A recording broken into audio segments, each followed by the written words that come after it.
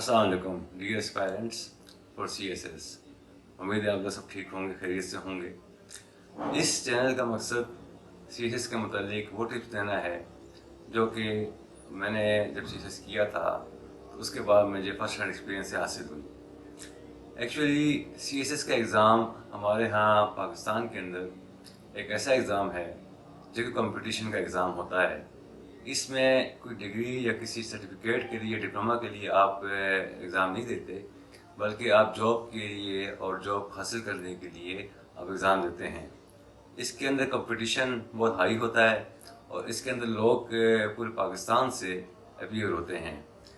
लिहाजा मैंने इस चैनल को खोलने का या ओपन करने का जो मकसद है वो ये बनाया है कि मैं आपको वो टिप्स दे सकूँ जो मैंने अपनी 10 साल सर्विस के अंदर जो मुझे एक्सपीरियंस हुआ गवर्नमेंट सर्विस में काम करने का, और उसके अलावा जो मैंने देखा, जो लोगों से सीखा, वो मैं चाहता हूँ कि जो टिप्स हैं, जो मामलात हैं CSS से मुतालिक वो मैं आपसे शेयर करूँ। CSS exam basically it's a exam of strong nerves. अगर आपकी नर्व्स स्ट्रॉन्ग होंगी और आप में हिम्मत होगी पेपर को अटेम्प्ट करने की, तो आप यकीनी तौर पर CSS कर सकते हैं। Don't lose hope or don't lose your heart if you fail in your first attempt or second attempt. There may be, a success in the third attempt. So इस चीज़ को मद्देनज़र खातिर रखते हुए आप इस चीज़ को देखें कि आपने एफर्ट को जारी रखना है और कभी हार नहीं माननी।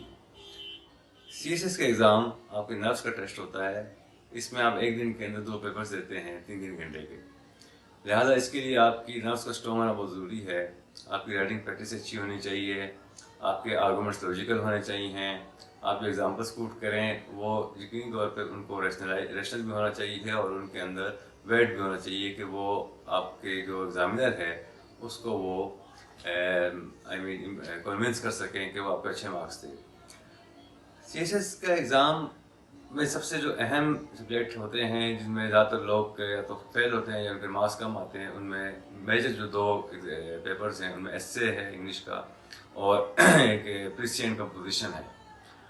बाकी जो ऑप्शनल सब्जेक्ट्स हैं उनके बारे में मैं आगे कोशिश करूँगा कि लम्हा मैं उसके ऊपर वीडियोज़ बनाता रहूँ ताकि जितने भी लोग हैं इससे मुस्तफ़ीद हो सकें और जितनी चीज़ मेरे जो नॉलेज है मेरे पास उस नॉलेज को मैं डिसेमिनेट कर सकूँ through this YouTube channel.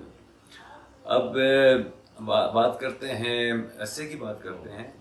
Her paragraph के अंदर एक लॉजिकल आर्गूमेंट डिस्कस हो और वो अपनी मीनिंग रखता हो और उसके अंदर कोई और बात डिस्कस ना हो रही हो, कोई और आर्गूमेंट डिस्कस ना हो रहा हो, बल्कि उसके अंदर मिसाल के तौर पर जिस आर्गूमेंट को आपने आउटलाइन के अंदर डिफाइन किया है उस आर्गूमेंट के अंदर उसके मज़ीद सब पार्ट्स भी हैं अगर, तो उन पार्ट्स की भी आप पैरा बना सकते हैं डिस्कस। लेकिन अगेन प्लीज़ बी माइंडफुल कि एक पैरा के अंदर सिर्फ एक बार डिस्कस हो, कोई और बात डिस्कस ना हो, उसी आर्गूमेंट को आप लेके चलें आगे, तो आपका एस्से की बॉडी जो है वो कंप्लीट होती जाएगी आहिस्ता आहिस्ता। ये तो बॉडी के ऊपर बात की हमने एस्से की। अब हम बात करते हैं कि इंट्रोडक्शन और कंक्लूजन कैसा होना चाहिए। एस्से का इंट्रो ना सिर्फ कैची होना चाहिए बल्कि वो बिल्कुल रिलेटेड होना चाहिए एस्से के टॉपिक के साथ। उसमें आप ये बात बयान करेंगे कि एस्से का जो टाइटल है या जो आपने एस्से सेलेक्ट किया है उस एस्से को लिखने की वजह क्या है, उसका बैकग्राउंड क्या है, उसके लिए आप सपोर्टिव आर्गूमेंट्स देंगे, उसका बैकग्राउंड बताएंगे उस एस्से का कि वो आप जब से एस्से लिखने जा रहे हैं जो भी आपका उसके मतलब बैकग्राउंड है वो आप उससे बयान करेंगे कि वो एस्से लिखने की वजह क्या है, रीज़न बयान करेंगे। देन फिर आप उस वजह बयान करने के बाद, रीज़न बयान करने के बाद फिर आगे आप चलेंगे और उन आर्गूमेंट्स को डिस्कस करेंगे जो एस्से से मुतल्लिक हैं। नेक्स्ट जो है वो आता है conclusion. Conclusion is very important. बहुत सारे जो एस्पायरेंट्स हैं वो कंक्लूजन को फोकस नहीं करते और कंक्लूजन में वो नई बातें डालते हैं जो एस्से की बॉडी में होती ही नहीं इस तरह से। लिहाजा इस बात पर बिल्कुल आप फोकस रखें कि conclusion is basically is a summary of what arguments we have discussed in the essay. There should be no new thing in the conclusion, rather उसके अंदर सिर्फ और सिर्फ वो बातें होनी चाहिए जो आपने डिस्कस की हैं, उनको हमने समराइज़ करना है उसके अंदर, कंक्लूजन के अंदर। And the main thing about essay is language. What should be the language of the essay? देखें बात ये है कि हमारे यहाँ जब हम CSS की तैयारी कर रहे थे तो हमें याद है कि हम डॉन न्यूज़पेपर पढ़ा करते थे और डॉन से वोकैबुलरी लिया करते थे। अभी भी यही एक ट्रेडिशन है, चला आ रहा है कि डॉन न्यूज़पेपर पढ़ा जाता है, उसके जो हैं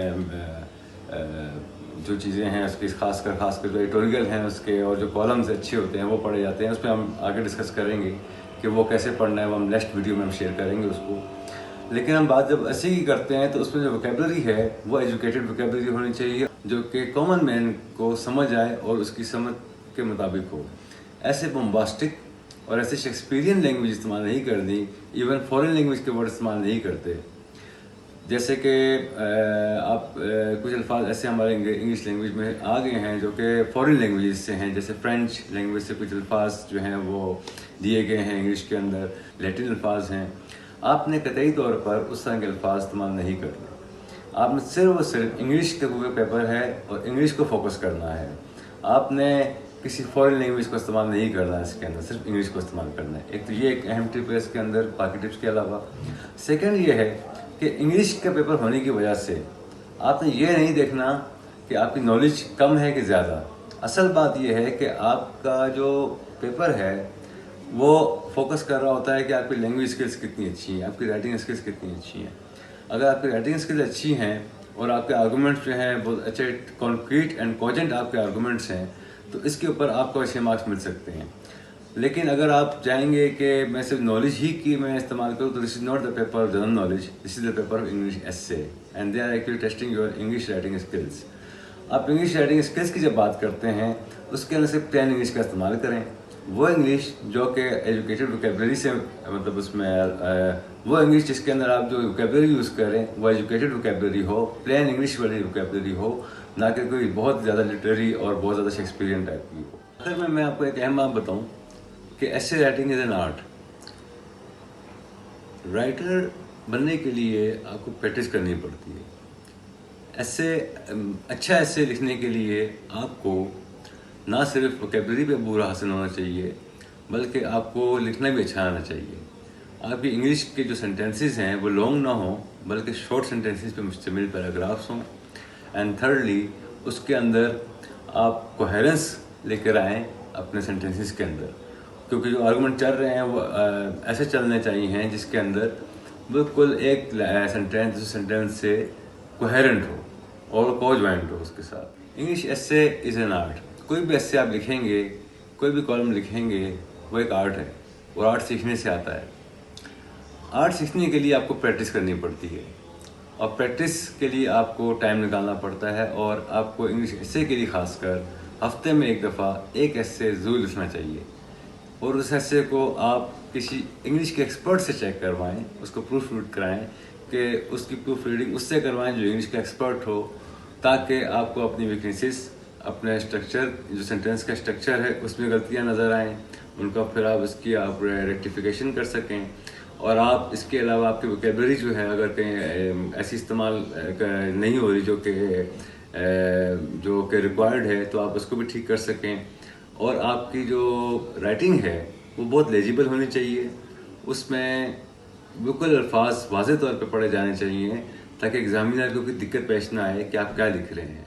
आखिरी टिप जो मैं बताना चाहूँगा आपको जो बड़ी इम्पोर्टेंट है कि आपने जो 5 पेपर्स हैं CSS के उनमें से खासकर जो लास्ट 20 ईयर्स के हैं उन पेपर्स में से एसे को सिलेक्ट करना है, अपने मनपसंद एसे को, जिसमें अगेन वही आप क्राइटेरिया रखें कि कौन से एसे पे आप समझते हैं कि आपको भूल हासिल है, आपको मान हासिल है, और उस एसे को आप हर हफ्ते वीकली आपने लिखना है और उसको आपने प्रूफ रीड करवाना है किसी एक्सपर्ट के साथ, so that you come to know about your weaknesses और आपको पता चल सके कि आपकी गलतियाँ कहाँ पर हैं। सेंटेंसेस के स्ट्रक्चर में गलती है, वोकेबलरी की यूजेज में गलती है, अल्फाज की यूजेज में गलती है, और आपकी जो राइटिंग स्टाइल है वो किस तरह का है।